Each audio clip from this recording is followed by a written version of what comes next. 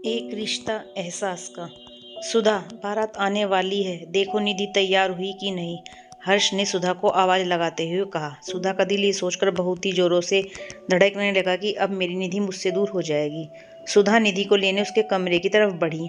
निधि को दुल्हन के रूप में देखकर वो एक पल को वहीं दरवाजे की ओट में खड़ी हो गई। सुधा अपने अतीत की यादों में खो गई। उसकी यादों का कारवा बरसों पहले जा पहुंचा था। नंदिनी और सुधा बहुत ही पक्की दोस्त थी, और हो भी क्यों न, बचपन की दोस्ती जो थी।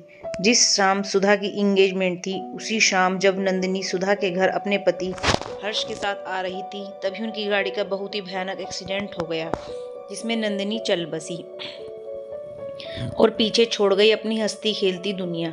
नंदिनी के दो बच्चे थे, विशाल और निधि। दोनों बहुत ही छोटे थे। नंदिनी की मौत के बाद परिवार वालों ने हर्ष से दूसरी शादी का दबाव डाला। जब सुधा को इस बात का पता चला तो उसने बिना आनाकानी किए हर्ष से शादी के लिए हामी भर दी थी, क्योंकि नंदिनी की असमय मौत के बाद उसे सबसे अधिक चिंता उनके दोनों बच्चों निधि और विशाल के भविष्य की थी। नई नई दुल्हन बनकर आई थी सुधा। अचानक ही उसकी जिंदगी में सब कुछ बदल गया था। जिस शख्स को वो अब तक अपनी दोस्त के पति के रूप में देखती, वो अब उसकी पत्नी बन चुकी थी। चूंकि बच्चे बहुत ही छोटे थे और पहले से ही सुधा से घुले मिले थे, तो उन्होंने भी उसे अपनी माँ के रूप में आसानी से स्वीकार कर लिया। दूसरी तरफ हर्ष का भी वो बहुत सम्मान करती थी। समय बीतता रहा, बच्चों के साथ सुधा खुद भी बच्ची ही बन जाती और खेल खेल में उन्हें कई बातें सिखाने में कामयाब हो जाती। लेकिन इतना कुछ करने पर भी बात बात पर उसे सौतेली माँ का तमगा पहना दिया जाता। अगर बच्चे को चोट लग जाए तो पड़ोसी कहते, बेचारे बिन माँ के बच्चे हैं, सौतेली माँ कहाँ इतना ख्याल रखती होगी। इस तरह के ताने सुनने की आदी हो चुकी थी सुधा। लेकिन सबसे ज्यादा तकलीफ तब होती जब अपना ही कोई इस दर्द को और बढ़ा देता, चाहे बच्चों का जन्मदिन हो या कोई अचीवमेंट। हर बार घर के करीबी रिश्तेदार ये कहने से पीछे नहीं हटते, देखिए आज इनकी माँ जिंदा होती तो कितनी खुश होती।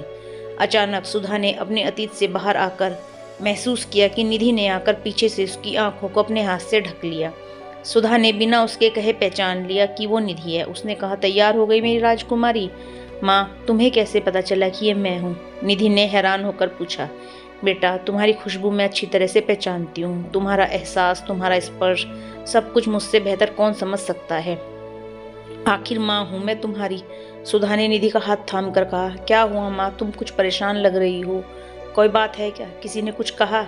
निधि ने सुधा के गले लगकर पूछा। सुधा ने आंखों में आंसू भरकर कहा, निधि, मैं सही हूँ ना? क्या मेरी परवरिश में तुम्हें कोई कमी तो नहीं लगी? अगर मेरे प्यार में कोई कमी रह गई हो तो मुझे माफ कर देना। माँ, तुमसे ही मैं ममता की गहराई जान पाई हूँ, तुम ऐसा मत सोचो, निधि ने माँ को गले लगाते हुए कहा। सुधा ने निधि के सर पर हाथ फेरते हुए कहा, चलो अब नीचे चले, बारात आ गई है और उनको इंतजार करवाना ठीक नहीं। वो हंसते हुए बोली, पर निधि के मन में तो तूफान उमड़ रहा था। सुधा के आंसुओं ने उसे अंदर तक झकझोर कर रख दिया था। वो जान चुकी थी कि उसकी माँ के मन में क्या उधेड़बुन चल रही है, पर उसने अपने आप को शांत किया और सुधा के साथ नीचे आ गई। शादी की सारी रस्में पूरी हो चुकी थी, अब विदाई का समय आ चुका था।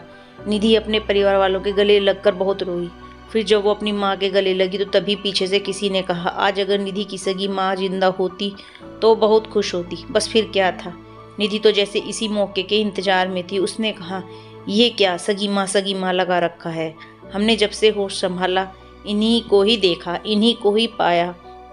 हर कदम पर साए की तरह इन्होंने ही जिंदगी की धूप में हमें बचाया, अपनी नींदें कुर्बान करके हमें रात भर थपकी देकर सुलाया। फिर भी हर खुशी के मौके पर यहाँ आंसू बहाए जाते हैं कि आज हमारी सगी माँ होती तो ऐसा होता वैसा होता। आज इतने बरसों बाद जब मैं पीछे पलट कर देखती हूँ तो एक ही लफ्ज बार बार मेरे कानों में गूंजता है, सौतेली माँ। ताउम्र इस शब्द से जंग लड़ती आ रही है मेरी माँ। अब तो जैसे ये इनकी पहचान ही बन गया हो। हर बार अग्नि परीक्षा, हर बात पर अपनी ममता साबित करना जैसे ये कोई अपराध ही हो। ये हर बार तरसती निगाह से सबकी ओर देखती हैं कि कहीं से कोई प्रशंसा भरे शब्द कह दे, लेकिन ऐसा होता ही नहीं।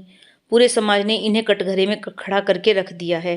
पर क्यों दे ये सफाई, क्यों करे खुद को साबित?